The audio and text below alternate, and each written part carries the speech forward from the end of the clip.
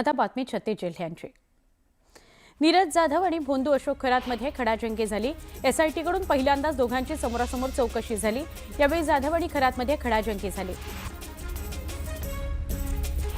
भोंदू अशोक खरात आता एसआयटी चौकशीच्या फेऱ्यात अडकलाय। खरात विरोधात तक्रार देण्याकरता 3 महिला समोर आलेल्या आहेत। आणखी काही महिला पुढे येण्याची शक्यता आहे। खरातचं कार्यालय, निवासस्थानावरील लॅपटॉप, कॉम्प्युटर, हार्ड डिस्क आणि सीसीटीव्ही फुटेजच्या तपासणीचं काम सुरू आहे। भोंदू बाबा अशोक खरातनं मोठ्या प्रमाणामध्ये संपत्ती उभी केली। नाशिकच्या सिन्नर तालुक्यातील मिरगावात तब्बल 18 एकरावर त्यानं आलिशान फार्म हाऊस उभारलं। याच फार्म हाऊसवर एसआयटीनं छापा टाकला। रिव्हॉल्वर, काही शेतजमिनी आणि कागदपत्र ताब्यात घेतले। भोंदू बाबा अशोक खरातच्या अटकेनंतर सिन्नरच्या मिरगावामध्ये गावकऱ्यांची भीती आता कमी झाली आहे। आता ग्रामस्थ उघडपणे खरातच्या विरोधात बोलू लागलेले आहेत। गावबंदीचा ठराव करण्याची शक्यता ते व्यक्त करतायत आणि देवस्थानचा कारभार गावाकडे घेण्याची तयारी सुरू झालेली आहे। अशोक खरातचा एन्काउंटर होऊ शकतो अशी भीती भूमाता ब्रिगेडच्या तृप्ती देसाईंनी व्यक्त केली। अनेक मंत्री, राजकारणी यांचे संबंध त्याच्याशी आहेत आणि ते उघड होऊ नयेत म्हणून त्याचा 24 तारखेला एन्काउंटर होऊ शकतो असं तृप्ती देसाई यांनी म्हटलंय। त्यांनी तशी भीती व्यक्त केली आहे। नाशिक पोलिसांच्या नाक्याखाली टिचून घटना घडत होत्या। घटनेवेळी नाशिक गुप्तचर विभाग आणि स्थानिक गुन्हे शाखा काय करत होती असा सवाल राधाकृष्ण विखे पाटलांनी केलाय। तर खरात विरोधात शिर्डी पोलिसांनी केलेल्या कामगिरीमुळे आरोपी गजाआड झाल्याचं म्हणत त्यांनी शिर्डी पोलिसांचं कौतुक केलेलं आहे। भोंदू बाबा अशोक खरात प्रकरणामध्ये गृहमंत्र्यांनी स्वतः लक्ष घातलं असून मुख्यमंत्री योग्य ती कारवाई करतील अशी माहिती मंत्री संजय सावकारे यांनी दिली आहे। दोषींना शिक्षा होणारच असं ते म्हणाले। रुपाली चाकणकर यांनी राजीनामा दिला असून पुढील कारवाई सरकार करेल असं त्यांनी सांगितलं। अशोक खरात प्रकरणावरून राजकारण तापलंय। रुपाली चाकणकर यांचा राजीनामा नाटक असल्याची टीका करत विरोधकांनी संबंधित सर्वांची चौकशी करण्याची मागणी केली आहे। काही मंत्र्यांवरही गंभीर आरोप करण्यात आले असून एसआयटी चौकशीची मागणी जोर धरू लागली आहे। अंधश्रद्धेच्या प्रकारांवर आम्ही कधीही विश्वास ठेवत नाही असं स्पष्ट मत सुधीर मुनगंटीवार यांनी व्यक्त केलं। खरातला योग्य शिक्षा होणारच असं ते म्हणाले। कायदे अपुरे असतील तर ते मजबूत करण्याची गरज असल्याचं मुनगंटीवार म्हणाले। अशोक खरातच्या शिवनिका संस्थांसाठी दारणा धरणातून 39 लाख लिटर पाण्याला मंजुरी देण्यात आली आहे। शेतकऱ्यांच्या हक्काचं पाणी संस्थांना वळवल्याचा आरोप करण्यात आलाय। तर पाणी कुठं मुरतंय याची चौकशी करून कारवाई करा अशी मागणी उद्धव ठाकरेंनी केली आहे। अशोक खरातचा आणखी एक कारनामा समोर आलाय। खरातनं मिरगावामधील फार्म हाऊस आणि आश्रम असलेल्या परिसरातील नागरिकांना बेघर केलंय। बेघर झाल्यानं शेतकरी कुटुंबांनी एका शेडमध्ये संसार थाटला। अशोक खरातच्या मालमत्तांचे आकडे चक्रावणारे आहेत। खरातच्या नावावर शेकडो एकर जमिनी आहेत। अशोक खरात त्याच्या ओळखीच्या काही उद्योजकांच्या नावावर शेतकऱ्यांकडून बाजारभावाप्रमाणे जमिनी विकत घ्यायचा। त्यानंतर तो त्या शेतजमिनी आपल्या शिवनिका या संस्थांना दान म्हणून मिळवून घ्यायचा असा प्रकार समोर आलाय। लैंगिक अत्याचार प्रकरणातील आरोपी अशोक खरातनं पूजा विधीकरता नरबळी दिल्याचा संशय व्यक्त करण्यात आलाय। अंधश्रद्धा निर्मूलन समितीच्या कार्यकर्त्यांनी हा संशय व्यक्त केला। याबाबत त्याची सखोल चौकशी सुरू आहे आणि ती अधिकाधिक सखोल व्हावी अशी मागणी अनिसचे ज्येष्ठ कार्यकर्ते मिलिंद देशमुख यांनी केली आहे। अशोक खरात प्रकरणातील नीरज जाधवचा फोटो समोर आलाय। नीरज हा अशोक खरातच्या कार्यालयामध्ये ऑफिस बॉय म्हणून कार्यरत होता। 100हून अधिक लैंगिक शोषण केल्याचे व्हिडिओ नीरजने रेकॉर्ड केलेला आहे। बदनामी करणाऱ्यांना मी कायदेशीर नोटीस पाठवणार असल्याचं रुपाली चाकणकरांनी म्हटलंय। त्यावर सुषमा अंधारेंनी प्रत्युत्तर दिलं। रुपाली चाकणकर अजूनही या प्रकरणामध्ये डॅमेज कंट्रोलचा प्रयत्न करत आहेत। रुपाली चाकणकर सध्या दुःखी असल्याने सैरभैर झालेले आहेत असं उत्तर सुषमा अंधारेंनी दिलं।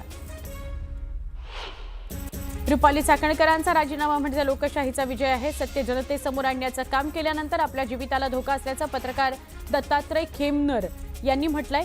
तर पोलीस संरक्षण देण्याची मागणीही त्यांनी केली आहे। भोंदू बाबा बरोबर त्याच्या भक्तांवरही कारवाई व्हावी असं उद्धव ठाकरे म्हणाले। खरात या प्रकरणामध्ये उद्धव ठाकरेंनी निशाणा साधला। जो गुन्हेगार असेल त्याच्यावर कारवाई करा, तसंच पाणी सोडलेल्यांवरही योग्य कारवाई करावी असं उद्धव ठाकरे म्हणाले। राजकारण आणखी किती खालच्या पातळीवर जाणार आहे असा प्रश्नही उद्धव ठाकरेंनी विचारला। रुपाली चाकणकरांचा राजीनामा मुख्यमंत्र्यांकडे पाठवल्याची माहिती उपमुख्यमंत्री सुनेत्रा पवारांनी एक्सवर पोस्ट करत दिली। चौकशी निपक्षपातीपणे आणि पारदर्शक होण्याच्या दृष्टिकोनातून राजीनामा मुख्यमंत्र्यांकडे पाठवल्याचं सुनेत्रा पवार म्हणाल्या.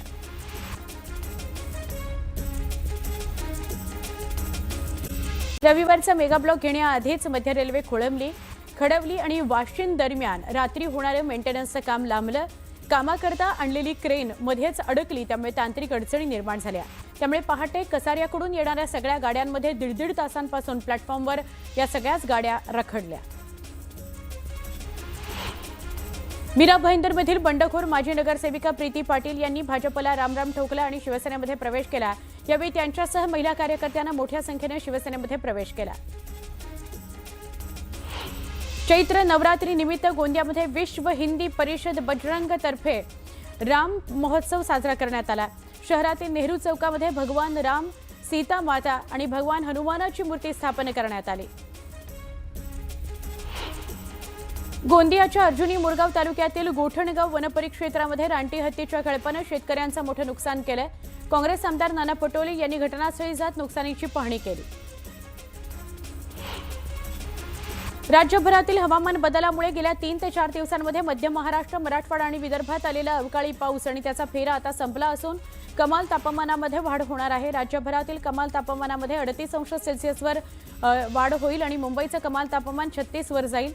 पुन्हा 25 एप्रिलनंतर पुणे, सोलापूर, सांगलीसह सातारा जिल्ह्यामध्ये अवकाळी पावसाची शक्यता आहे, अशी हवामान विभागानं शक्यता वर्तवलेली आहे. ट्रेनमध्ये मिळणाऱ्या बेचव आणि दर्जाहीन खाद्यपदार्थांबाबत वारंवार येणाऱ्या तक्रारीला पूर्णविराम देण्याकरता Indian railway catering and tourism कॉर्पोरेशननं प्रभावी उपाययोजना आखलेली आहे. ट्रेनमध्ये मिळणाऱ्या बेचव आणि दर्जाहीन खाद्यपदार्थांबाबत वारंवार येणाऱ्या तक्रारीला पूर्णविराम देण्याकरता IRCTCनं प्रभावी उपाययोजना आखली आहे.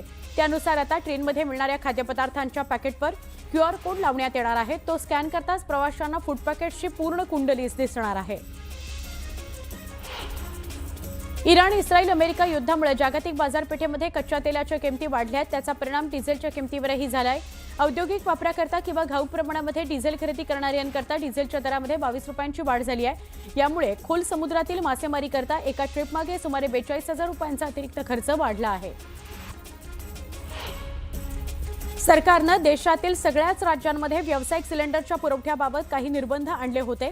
मात्र आता केंद्र सरकारनं व्यावसायिक LPGच्या वाटपामध्ये 50% वाढ करण्याचा निर्णय घेतलेला आहे. त्यामुळे हॉटेल इंडस्ट्रीला मोठा दिलासा मिळणार आहे. पेट्रोलियम आणि नैसर्गिक वायू मंत्रालयानं आज व्यावसायिक LPG ग्राहकांकरता एक मोठा निर्णय घेतला आहे. केंद्र सरकारनं राज्यांच्या व्यावसायिक गॅसच्या कोट्यामध्ये 20% अतिरिक्त वाढ करण्याचा निर्णय घेतला आहे.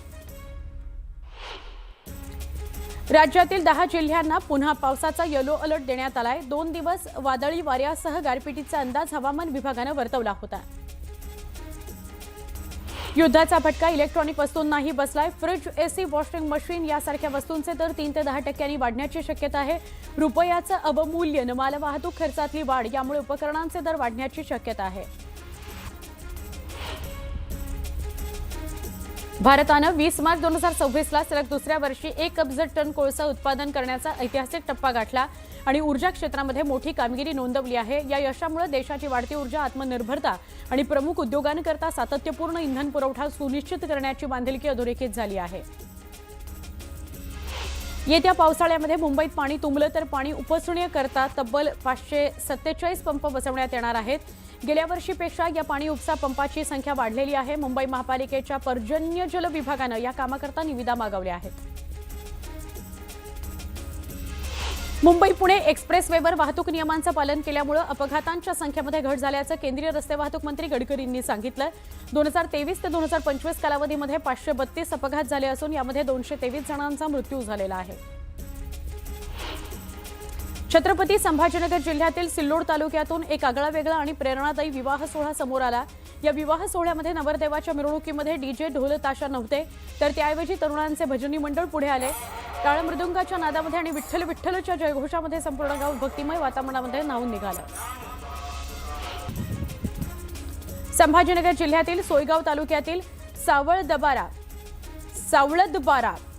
इथं शॉर्ट सर्किटमुळे भीषण आग लागली. शेतकऱ्यांचं मोठं नुकसान झालं. या आगीत मका, गहू पीक यासह ठिबक सिंचन आणि स्प्रिंकलर्स पाईप जळून खाक झाले.